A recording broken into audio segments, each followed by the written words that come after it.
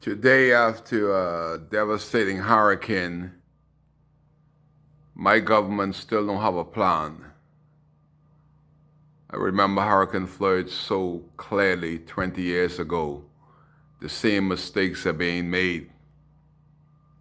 First of all, you have to clear the streets so that people can mobilize to find their loved ones to get from place to place without any obstacles in the road. The road haven't been cleared.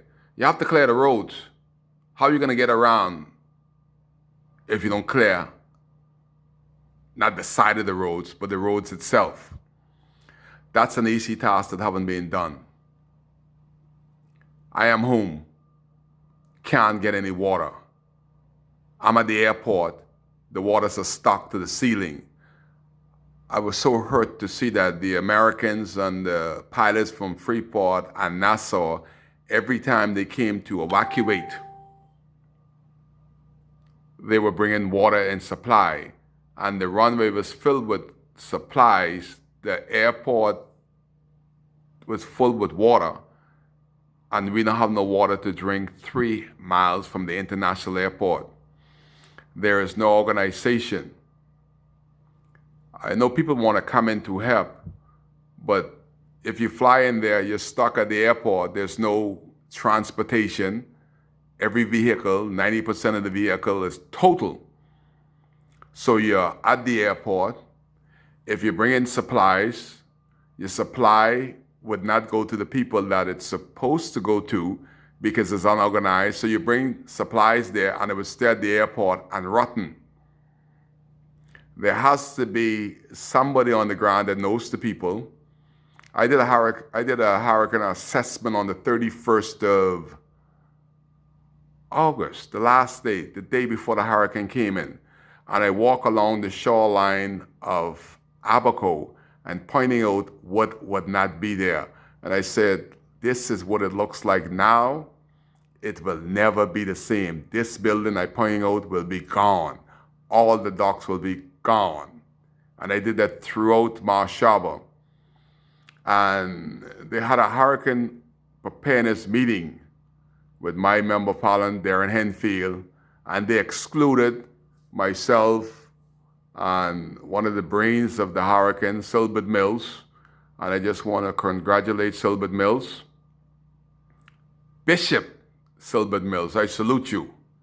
Never thought I'd see this, but I salute the bishop. I include myself in this, we had a hurricane shelter that we didn't thought we could have. The only church that survived during the hurricane was Friendship Tabernacle because Bishop Mills built it to sustain 225 mile an hour breeze.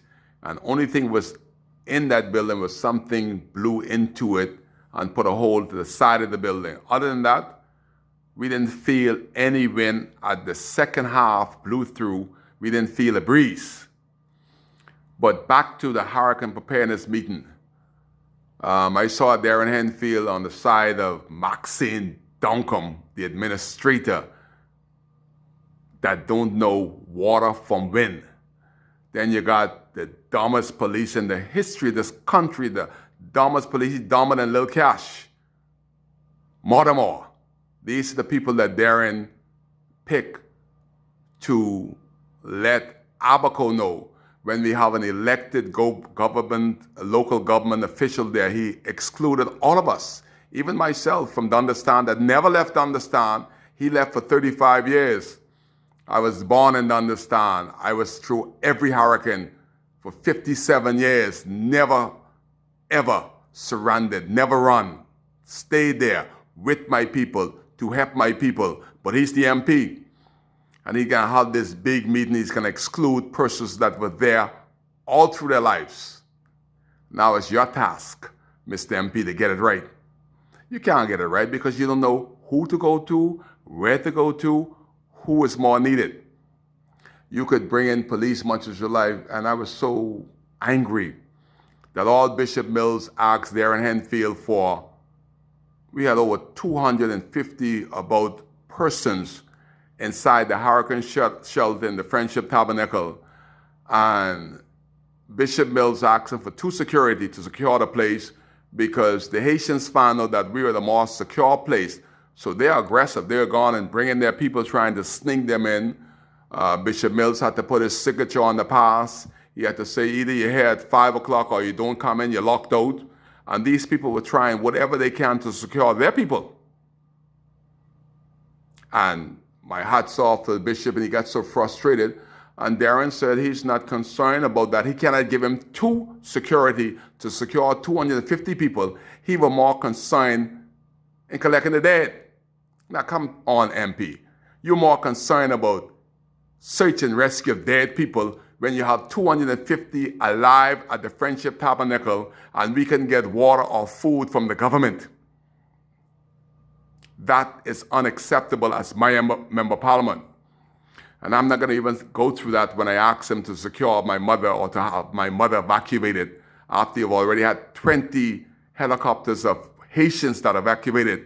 My mother was not priority, but I'm not going to go into the self of what happened when I asked my MP to have my mother evacuated. She was not priority. Priority was to try to find bodies. While my mother was alive, my MP was more concerned about recovery of dead bodies.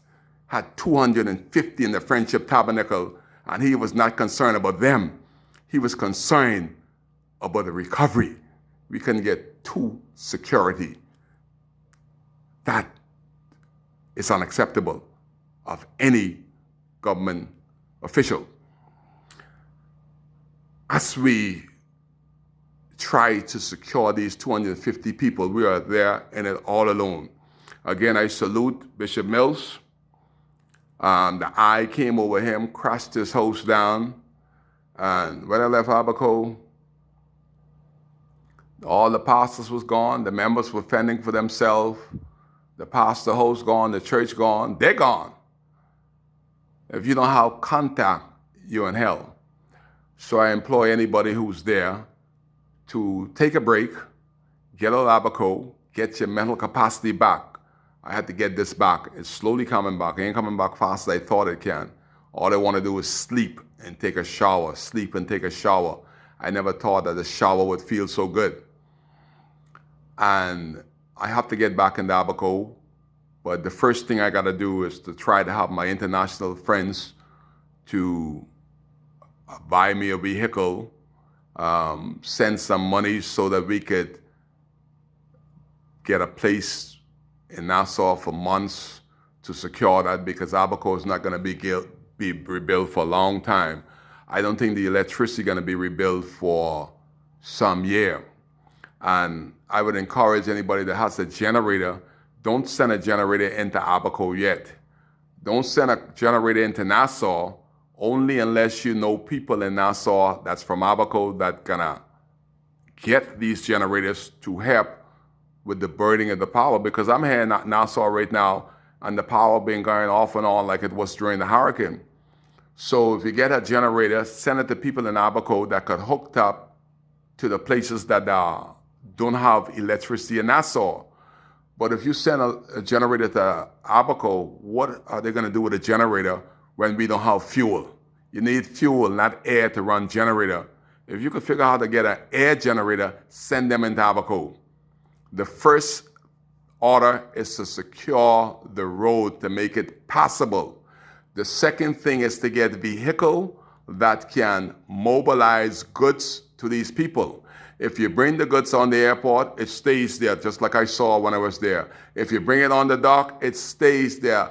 The government is clueless how to find the people. They don't know the people. That's why people like me were so essential to be included in the hurricane preparedness, because I could have told them, Russell from NEMA, listen to me, world. That organization called NEMA, that is the crookedest organization. That fella there named Russell, Captain Russell. Captain Russell get all these checks and he put them in his back pocket. Ask Captain Russell, what is he going to do with the money? Ask Captain Russell, has he contacted anybody that came from Abaco, hundreds of came from Abaco, has he contacted anybody? NEMA, to find out what is the people from Abaco done this Murphy and Marshall, but that was in the eye of a Category 5, the more catastrophic hurricane in the history of the Caribbean. Ask the NEMA personnel that the international partners are bringing these things into this dumb Captain Russell. He's been there for 20 years, and this fella ain't come to Abaco to do nothing to secure Abaco. He's getting checks and monetary fund, and he's doing nothing. We're in Nassau, fight through a hurricane, don't know Nassau. We're fighting to survive in Nassau, so we're going through 2 category storm, 1 in Abaco, and now in Nassau, we're still suffering with the power. Captain Russell's getting hundreds, millions, and nobody that I spoke to from Abaco have seen or heard anything from the government besides put them in a gymnasium there and feeding them some grits and tuna. That's all they think of the Bahamian people, grits and tuna. You may get a piece of chicken if you're lucky. So Kai Mills is reaching out to my international partners. I have an association that I made years ago called Abaco Freedom Fighters Association, because I recognize that Abaco needs to take care of Abaco. That is why I go way back, 30 years ago when we tried the Abaco Independence Association, Abaco Independence Movement, to try to break away Abaco from the rest of these brutes that don't think anything about us. And you're going to find a lot of persons that are going to try to take advantage of the international donations to try to pocket up for themselves without Abaco at all in the equation. That is why Kai, in his own way, had this association long time ago. Let's make Abaco great again. Boy, I didn't know that was coming. The universal God just said that in my system, and I was preaching it.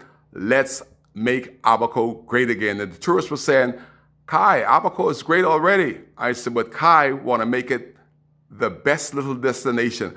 I, to date, trying to make Abaco great again. With your help, your donation, and I'm not going, and I told y'all, if y'all believe that I'm going to steal your monies, put it in my back pocket, you keep it.